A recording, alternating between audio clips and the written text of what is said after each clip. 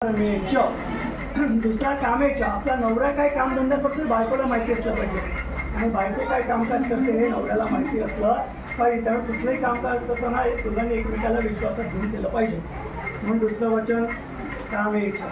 तिसरं अर्थेचं कोणाला पैसे देताना, कोणाकडून पैसे घेताना, कर्ज काढताना, कर्ज देताना, कुठलाही आर्थिक व्यवहार करताना पती पत्नीने एकमेकाला विश्वासात घेऊन केलं पाहिजे. म्हणून तिसरं वचन अर्थेचं. चौथं, माझ्यापासून इथे जेवढे लोक उभे आहेत ते तुम्हाला 4 दिवस सपोर्ट करतील. तुमचा संसार तुम्हाला दोघांनाच करायचा आहे. तुमचा संसार तुम्हाला दोघांना करायचा आहे म्हणजे तुमचा एकमेकांवर विश्वास असला पाहिजे. विश्वास कमवायला काय लागतं? नवऱ्या मुलानं बाहेर जे काही चांगलं वाईट घडेल ते आपल्या बायकोशी येऊन शेअर केलं पाहिजे आणि बायकोने देखील जे काही चांगलं वाईट घडेल ते पतीशी शेअर केलं पाहिजे. मोबाईलवर, व्हॉट्सअपवर, फेसबुकवर, इंस्टावर नाही करायचं शेअर. समोरासमोर बसायचं आणि एकमेकाला सांगायचं. नाही तर बाहेरचा माणूस येतो तो काय करतो, एवढीशी गोष्ट असते त्याच्यात मीठ मसाला मिरची कोणती मग बात करतो. आपल्या मराठीमध्ये म्हणा एका विजनाचे तुमचा संसार तुम्हाला करायचा. आमचं सांगायला जाते काय सगळ्यांचं.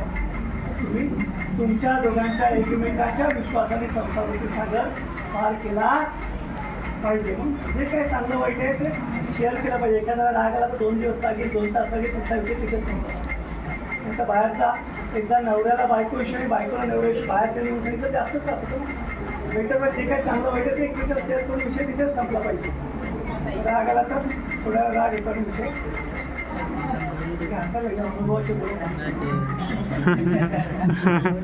आपला धर्म काय म्हणतो, सर्व कामामध्ये मी पुढे का नाही. माझ्या बायको, तुमच्या बायकोचं माणसांना तुम्हीच ठरवतो तर आम्ही सगळे पण सर्व कामामध्ये मी पुढे करत नाही. माझ्या पत्नीचा योग्य तो मान सन्मान होईल म्हणून 5व्या फेऱ्यामध्ये करण्याला पुढे नेतात. 6वं वचन पतीच्या सुखाच्या वेळी, पतीच्या आनंदाच्या वेळेला पुढे पुढे करणं. पती संकट असेल तर दुर्गा म्हणून समोर उभे राहील म्हणून 6व्या वचनामध्ये पत्नीला पुढे नेतात. 7वं वचन आपल्या देशाची, आपल्या धर्माची संस्कृती काय, अतिथी देवो भव. आपल्या एखाद्यावर वाद असेल तर कंपाऊंडच्या बाहेर आपल्या घरी आल्यानंतर त्याला चहा पाणी नाश्ता जेवण करणं आपलं कर्तव्य आहे. घ्यायचं की नाही घ्यायचं ते त्याने ठरवायचं, आपण ठरवायचं नाही. आपण भेदभाव करायचा नाही. नंतर नवऱ्याकडे झाला तर वेगळं जेवण, नवरीकडे झाला तर वेगळं जेवण, आम्हाला तर विचारणार नाही. असं काही भेदभाव करायचा नाही. तुम्ही भेदभाव करायला लागला तर तुम्ही दोघं भांडत असाल. म्हणून आपण स्ट्रेट फॉरवर्ड राहायचं. चहाच्या टायमाला चहा विचारायचं, जेवणाच्या टायमाला जेवण घ्यायचं की नाही घ्यायचं त्यांनी ठरवायचं. आपण आपल्या कर्तव्याला नाही ना. म्हणून आपण 7 फेरे नाही तर 7 वचनं घेतली. लक्षात आली का? नसतील आले तर परत सांगतो, मला काही प्रॉब्लेम नाही. समजलं ना? समजलं तर लायसन देतो असं. मंगळसूत्र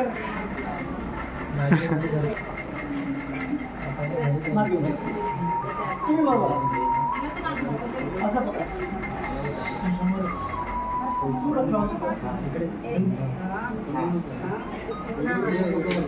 जरा स्माईल आहे व्यवस्थित नाही. रजिस्टर साईन नाही केला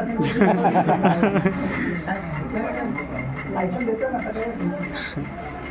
म्हणायचं आजपासून मी तन मन धन यांनी युक्त होऊन देवा ब्राह्मणाच्या आप्तसख्यांच्या साक्षीनं मनीषा हीच माझी लक्ष्मी स्वरूप पत्नी म्हणून सर्वांसमक्ष स्वीकार करीत आहे.